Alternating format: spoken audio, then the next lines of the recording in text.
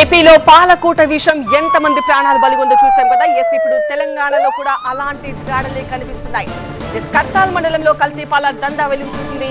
ఉప్పు చక్కెరతో పాలను కల్తీ చేస్తున్నారు. నాచారం మిల్క్ డిపోకు ఈ కల్తీ పాలను సరఫరా చేస్తున్నారు. ప్రస్తుతం పోలీసుల అదుపులో ఉన్నాడు నిందితుడి శ్రీశైలం.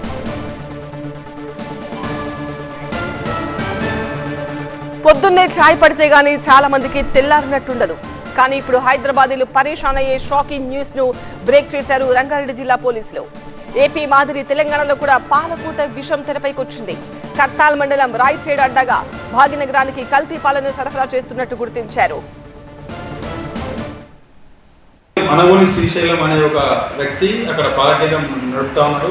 ఈ నియర్ బై ఏరియాస్ నుంచి వచ్చే ఎవరైతే ఫార్మర్స్ వాళ్ళు తీసుకొచ్చిన మిల్క్ ఏదైతే ఉంటాయో దానితో పాటు ఇతను ఏం చేస్తున్నాడంటే మిగిలిన కొంచెం మిల్క్ వాటర్ అండ్ తర్వాత ఈ క్రీమ్ రెడ్ కాఫీ క్రీమర్ అనే ఒక క్రీమర్ ఉంటుంది, మిల్క్ క్రీమరు, అది తర్వాత సాల్ట్ షుగరు వీటిని మిక్స్ చేసేసి ఒక పాల లాంటి ఒక లిక్విడ్ని తయారు చేస్తూ ఉన్నాడు.